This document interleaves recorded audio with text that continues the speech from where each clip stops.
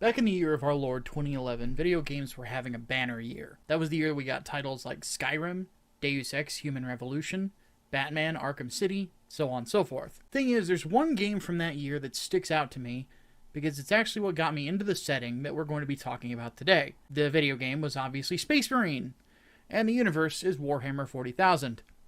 Before the game came out, I was working for the now defunct website Blistered Thumbs, and I specifically remember a conversation with my then boss, Angry Joe, where I didn't understand why exactly he was so hyped about it. Then I told him that I didn't know anything about Warhammer 40k, and his response was, if I remember this right, "How do you not know about Warhammer 40k, bro?" Then he went on to tell me about how the universe was what StarCraft was originally supposed to be based on, how it had space elves and space orcs and stuff like that, and why Space Marines are cool, and it has lots of blood, guts, and chainsaws. Anyway, the game came out, and it was ridiculously fun. One of my favorite games of that year. As time went on, I would occasionally dabble in 40k little by little to learn snippets about how the whole thing worked. And then over the last 4 years or so, I've started reading the books, listened to people talk about the lore, played the video games, and I'm still in the process of learning the tabletop via Tabletop Simulator. I'm actually looking at painting my own army in the future, but a 2,000 pointer is honestly looking like it's going to be either that or buying a house. Not to mention, if I wanted to do one of my favorite Space Marine chapters, like the Salamanders or the Raven Guard, I'm going to have to put some work in. What I wanted to talk about today was effectively a love letter to the universe of Warhammer 40k. The reason for this is that though Games Workshop is by no means a perfect company, the universe that they've created has been a bonding point between myself and several people. So what I wanted to talk about is what drew me to the universe and why I think it's as beloved as it is. Plus, I just wanted to offer my perspective on an elephant in the room, but in an encouraging manner, which is probably a departure from how I usually do things, but fuck it, I'm in a good mood today. I think the reason that I feel like I want to do this video is also related to the content that I do. Though I think the bulk of my work has largely been reviews of anime shows or comic books or things along those lines, I'm becoming more known for doing lore videos on Mobile Suit Gundam. Funnily enough, I took a lot of inspiration for the formatting from Warhammer 40k channels. On the regular, I watch Baldemort, Mr. Bones 40k, Isander and Coda, and occasionally Major Kill if I don't mind listening to an Aussie for about 15 minutes. The one thing that I gathered from how to approach lore videos was to stick to two things that people seem to really enjoy: technical details and lots of jokes. As such, I was able to figure out my format, and I don't know if I could have properly done it if I hadn't gotten inspired by some of these guys who make lore vids for 40k, because admittedly, though those are some of the main ones that I watch, there's a lot of dudes out there that do it, and I haven't stumbled across many bad channels when it comes to it. Not to mention, I think that of all the fandoms that I've ever interacted with, I've had the most positive experiences with Warhammer 40k fans. Though obviously there's some bad eggs in every bunch, I've met more nice people and passionate people on top of fun-loving people orbiting around 40k. In fact, it's wild to me that a Grim universe has so many fun-loving, enjoyable people around it, and I honestly feel like I need to pay a bit of tribute to them as well. So in a lot of ways, this vid's sort of a thank you to all the people that are in that community that have been so cool to me, just because I wanted to get to know the universe that they love so much. So what is Warhammer 40k? Well, the story starts in Nottingham, England, in the 1980s. A small company called Games Workshop started making miniatures meant to be used in Dungeons & Dragons games. Later on, they created their own fantasy universe simply titled Warhammer. Nowadays, we know this as Warhammer Fantasy. As time went on, they decided to take their franchise into space with Warhammer 40,000. On a personal note, I actually think Warhammer is the only universe, at least off the top of my head, where the franchise improves once it goes to space. So sort of like the opposite of the Jason franchise. Granted, I'm obviously not in the minority on that one, given how popular 40k is. The tagline for the universe is, "In the grim darkness of the far future, there is only war." This works out pretty well, considering that this particular universe is meant to be the home of several tabletop strategy games. Aside from your standard Warhammer 40k game, you have Space Hulk, Battlefleet Gothic, Necromunda, and more that I'm probably forgetting. If I were to call the universe of Warhammer 40k a battle royale between several alien races and good old humanity, I don't think I'm far off. The fact is that the best kind of a setting to have a bunch of strategy games is one where there's always going to be a fight somewhere. Since that time that Warhammer 40k was established, It's grown into a multimedia franchise that has several great video games, some interesting animation, and will soon have a series on Amazon Prime produced by none other than Henry Cavill, formerly Superman, Warhammer 40k mega fan. It's crazy to me how popular it's become because I don't remember a tabletop getting such a popular universe since Dungeons & Dragons. Anyway, to tell the story of Warhammer 40k means that we need to tell the story of Jimmy Space, aka not Gilgamesh, aka not Sigmar, aka the universe's most violent Reddit atheist, aka the Emperor of Mankind. The Emperor here decided to impose manifest destiny on the stars. As such, this immortal psychic being decided to craft himself 20 sons, 18 sons, 19 if you count Omegon. Though the sons were scattered throughout the universe by the forces of chaos, the Emperor was reunited with those sons and began his great crusade, with each of his sons serving as the genetic template for the Adeptus Astartes, also known as the Space Marines. However, we cannot forget that the Emperor is two things. 1, a bad parent, and 2, a Gilgamesh parallel. Since he is the Gilgamesh parallel, he punished his son, named Lorgar, who believed he was a god, by burning down an entire city of believers. You see, the Emperor, as the Gilgamesh parallel, does not like gods, does not like religion, does not like being referred to as a god, though it's not like he's doing a whole lot to avoid those accusations, now is he? But regardless, he's not a fan of establishing new religions, unless it's one on Mars that he can manipulate into creating the Mechanicus. It's a whole discussion on its own, trust me. This, combined with other instances of abysmally bad parenting, led half of his sons to betray him. Then he got into a fight with his favorite son named Horus, after his favorite son killed one of his other favorite sons, the one with the angel wings, named Sanguinius. And then after killing his favorite son, he was wounded, put on a golden throne to guide humanity throughout the stars, as he slowly rotted. And now he's a big skeleton. That is probably the best truncation of the Horus Heresy I could do. This is important because to travel across the galaxy, you have to travel through what's called the warp. I mentioned earlier the concept of chaos gods. Well, these chaos gods rule over a universe that is basically hell, called the warp.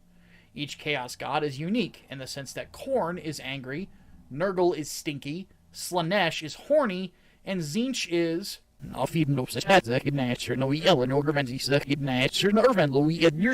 Without the Emperor on the Golden Throne, humanity has no guidance through the warp. If they screw with warp travel, well, go watch the movie Event Horizon, because it's pretty much that. At this point, humanity has spent the last 10,000 years in a state of stagnation, and going to war with every alien race that they can. Those particular races are the Orcs, which are... they're orcs in space, I don't really need to go into much detail there.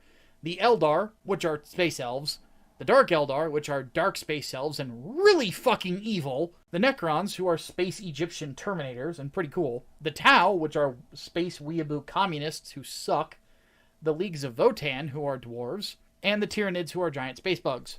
Oh, and let's not forget the armies of the sons that turned traitor on their dad.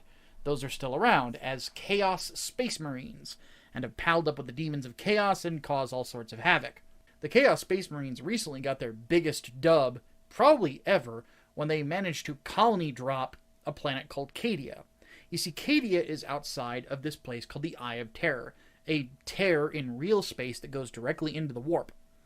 Well, by dropping a colony on Cadia, for better or worse, and then destroying old Necron technology on certain planets across the galaxy, they managed to take that and rip it open, effectively dividing the universe in two with warp energies. However, in the modern day, there is hope. Though many of the Primarchs from the Loyalist side disappeared, provided they weren't killed during the Horus Heresy, a couple of them have returned. Thanks to an Eldar death god and a big booty Eldar named Yvraine, the Primarch of the Ultramarines has returned. His name? Rabute Gilliban. On top of that, the Primarch of what is probably the other most powerful legion of Space Marines, in the Dark Angels, has woken up from a long-ass nap.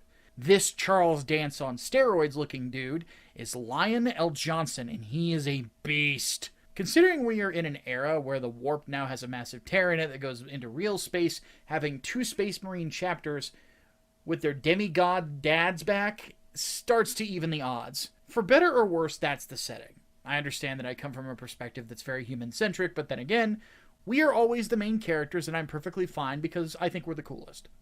Do you expect me to think that the Eldar, who hate-fucked a god into existence, should be treated like they're the best dudes in the setting? No. Slaanesh is their fault. They deserve everything they get. I argue that they're actually the most racist faction, and the only one that has proved themselves useful over the last 7 years is Yvraine and her big ass. Good God, you could set your beer on that thing. Anyway, all jokes aside, I think it's a pretty rich universe with a lot of fun stuff inside of it. Then again, I have to admit that I'm pretty vanilla with it. I am an unashamed fan of the Space Marines. Now don't get me wrong, I like other fighting forces within humanity as well. I really like the Sisters of Battle, since they are Catholic nuns by way of Clive Barker. I like the Imperial Guard, especially the Catachan Jungle Fighters and the Death Corps of Krieg. Shovel be upon ye. The Custodes are okay, and I really feel like the integration of the female Custodes was just very ham-fistedly done. I'll talk more about that when I inevitably review the Tithes. Oh, and fuck the Administratum. And fuck the Inquisition. But anyway, I can't help but love Space Marines. They have some of the coolest armor designs in all of sci-fi. They have some of the coolest equipment. I mean, for fuck's sake, they have chainsaw swords. And they have a lot of the most fun characters and chapters. Personally, my top 5 come down to the Salamanders, the Raven Guard, the Space Wolves, the Black Templars, and the Carcharodons. Each one I like for different reasons. And by the way, I like a lot of other chapters too, like the Crimson Fists, the Lamenters, so on and so forth. But anyway, I like the Black Templars because they just crusade all the time. They've managed to take space racism and turn it into a competitive sport between one another. They're also just a fun chapter to follow because, though they seem pretty simple on the outside, they have some really cool characters within the chapter. Anyone who has read Hell's Reach or Damnation Crusade will tell you that. And the chapter is run by 2 really interesting characters in Grand Marshal Helbrecht and Head Chaplain Grimaldus. Then you have the Carcharodons, or the Space Sharks if you don't like long words. These guys are fun because they, first and foremost, have the biggest chapter master of all. This, you're seeing him on screen, is Tyberos, the Red Wake. He leads a chapter of exiles who strike from the abyss of space, and are a pretty formidable force despite having very specific means of recruitment and obtaining technology that they need to continue the war. This basically means that they're always scavenging and are rarely at the full strength of 1,000 Marines. The novels about them hint that they are a Raven Guard successor, but they also hint that their gene seed might be a hybridized one, meaning that one Primarch's genetic code was mixed with another to see what results you get. Again, I'm shorthanding it. I know it's more complex than that. My theory on these guys is that they are simply a hybridization of the Raven Guard and the World Eaters. Maybe I'll do a video on why I have that theory in the future, because it'll be based on the books. Either way, what you get is a chapter of stealth experts who love hit-and-run attacks, and also really love chain swords and other chain weapons that leave people in a gory mess. They are shockingly polite, but they are not above tithing the Imperium to get recruits, meaning that they will enact something called the Red Tithe, meaning that they're going to take a bunch of prisoners to be either chapter serfs or potential recruits. They don't get a say in it, or they might get people through some other method that is definitely not ethical.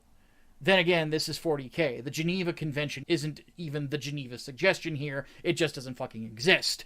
Now, the thing that I enjoy most about my top 3 goes into a juxtaposition with the setting itself. Contrary to popular belief, not all Space Marines are brutal, nor do they think that all human life is expendable. There are some that are incredible jerks, like the Iron Hands, the Flesh Terrors, or the Marines Malevolent. Fuck all of them. Thing is, the way I look at your average Space Marine chapter is how they would do the trolley problem. For those who don't know, the trolley problem is basically asking someone what they would choose if they were presented with an issue where they had to flip a switch, where either one person would die or several people would die, depending on the flip of the switch. And more often than not, the expectation is you're going to flip the switch and the one person's going to die, but several more are going to be saved. Space Marine chapters, by and large, would pick the one guy, because their whole job is the bigger picture. Does that make them evil? In the context of war, I would argue no. Is it a cold decision? Yes. Is it a decision that shouldn't exist in the first place? Yes, in a perfect world, I'm not going to argue against that, but this isn't a perfect world, it's 40k. It's a position that you can at least understand in a wartime scenario. Chapters like the Salamanders, the Raven Guard, and the Space Wolves will often ask the question of, why can't I just shoulder charge the trolley and save everybody? Now, one thing I should mention is that those chapters aren't the only ones who would do something like that. I mentioned the Lamenters, Some of the Blood Angels would do it. Some of the Crimson Fists. Some of the Ultramarines, if your name isn't Cato Sicarius, because fuck that guy. And others that I'm probably forgetting would want to do the same thing, because there are people within several Space Marine chapters that are really just good dudes. If you ever look up the story of the chapter master of the Crimson Fists, Pedro Big Nuts Cantor, picking up an exhausted mother that was trying to save her children, you'll probably cry. It's a very heartwarming story. You know what? Fuck it. I'm going to read an excerpt from a book called Rin's World, while we look at this art of Pedro carrying the woman, while the rather insane but rather awesome Alessio Cortez escorts the children. Cantor crouched at the woman's side and removed his helmet. Cortez tried to read his face, but it betrayed no emotion. "Gillen," said the chapter master. "Can you hear me?" The woman's eyes were closed, but her lips parted. Weakly, quietly, she said, "They were so heavy. So heavy." Cantor nodded. "Yes," he said. "But you did well to bring them this far." Reaching out, he lifted the two smallest children away from her and gestured to the older children to take them. They did so, and Cantor turned back to the woman. "The Emperor's mercy," thought Cortez. "You should not have to do this, Pedro. It is my fault. It is my soul that should bear the stain." Before he could communicate this, Cantor spoke. "It is time," he said, and he reached down to the woman with his gauntleted hands. "Time that someone carried you now." As Cortez watched, the chapter master lifted the woman and stood to his full height, cradling her exhausted form in his arms. She looked so small and fragile against his sculpted ceramite chest, little more than a rag doll. Then the chapter master turned to Cortez and said over the link, "Once we are among the trees, they will have a better chance. They are charges of the chapter now, and we cannot abandon them." Carrying the woman as if she weighed nothing at all, Cantor began striding for the distant tree line. Over the link he added, "Help the children, Alessio. Help them get to cover quickly. The suns will be up within moments."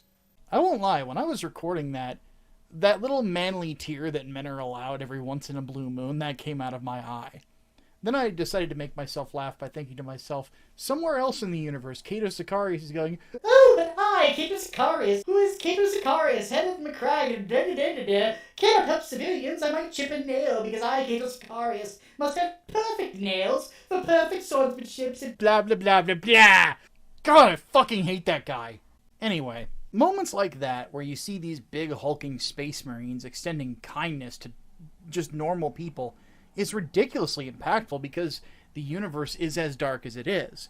This is a universe where humanity is in the untold trillions and human life is seen as expendable by far too many people.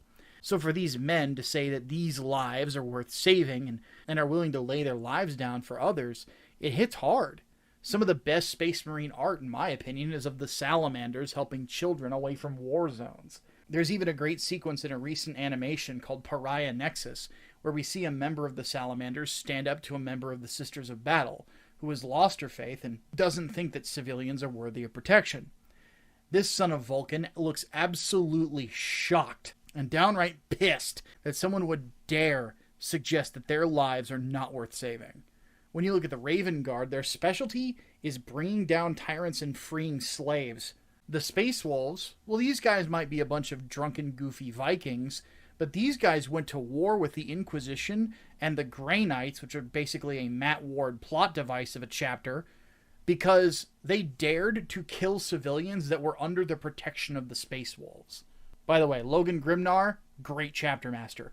I'm of the opinion that whenever you have a dark universe, light can shine so much brighter when you juxtapose kind and morally righteous action in a universe that just seems to act as if some of those morally righteous decisions shouldn't be made because maybe they might be a little bit inconveniencing or something along those lines, or you have to think of the bigger picture when the bigger picture's not in front of you, the little one is.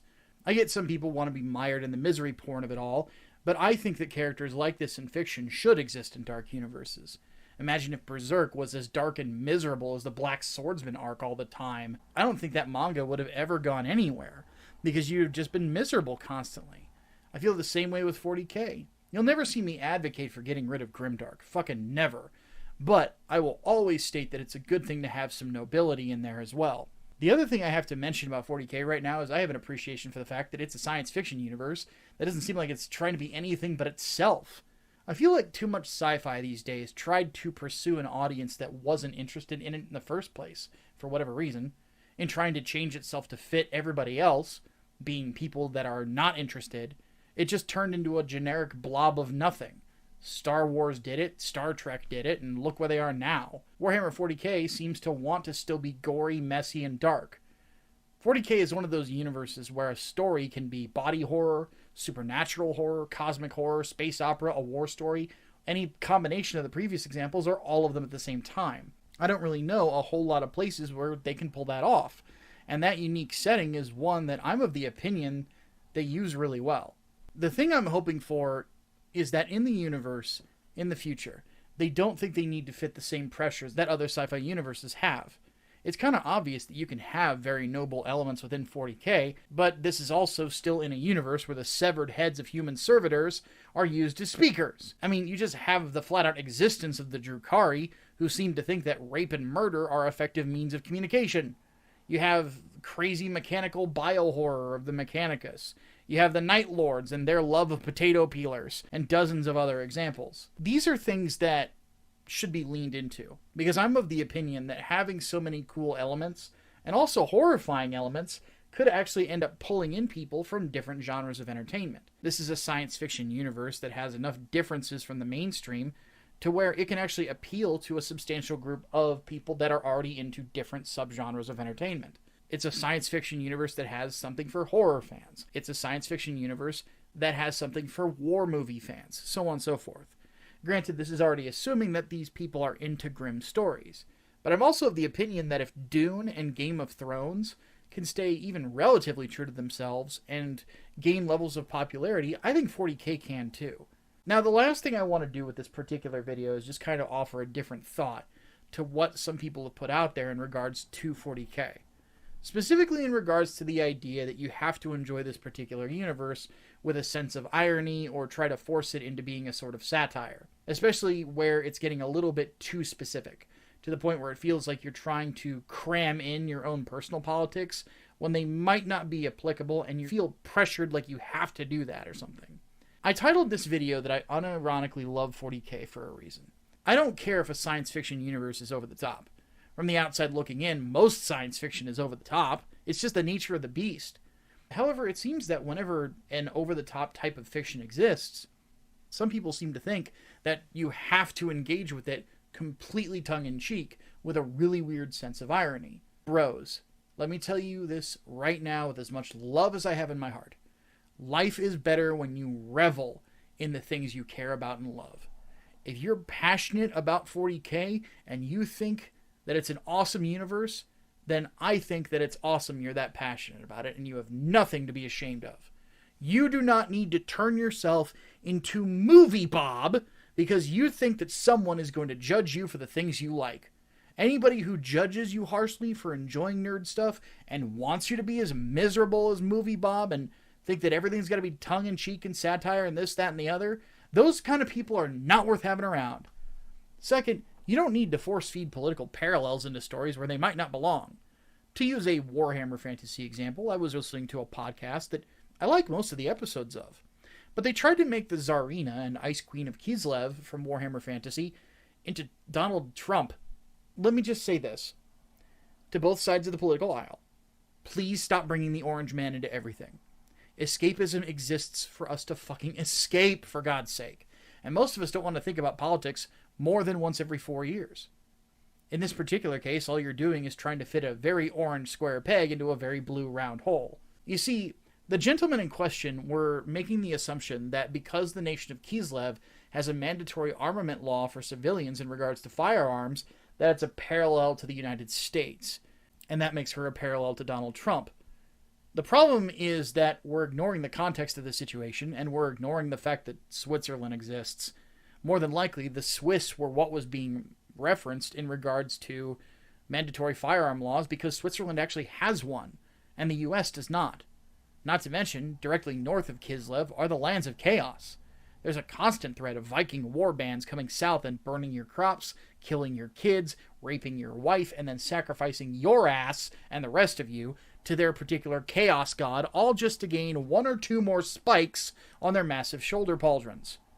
Oh, and they might not do all of it in that order, and they might try to mix it up too. They might burn you and then eat your wife. Personally, if I lived there, I don't want just a mandatory firearm. I want to know if it's possible to upgrade to fucking artillery. Also, the creators of Warhammer 40k have flat out said that Gaz of the Orcs is not a Margaret Thatcher reference. Can we please drop that? I guess the thing that I'm bringing up as an alternative to the current thought of some people is that you don't need to force these things where they don't belong. And you shouldn't feel like you need to either. Especially on the political element. Let's do a hypothetical. Since I am a published author, I know I say that too much, but I'm proud of myself and the work I've put in, so fuck you. But let's say that I got hired by the Black Library, and I wrote a story about an expedition to find one of the Primarch Vulcan's artifacts to bring him back to the setting. Let's say that part of this story was the Salamanders sending for backup, because there's the possibility of an Orc Wa coming after them. But the Administratum, being the space DMV that it is, filed the paperwork wrong, and reinforcements from the Guard get delayed.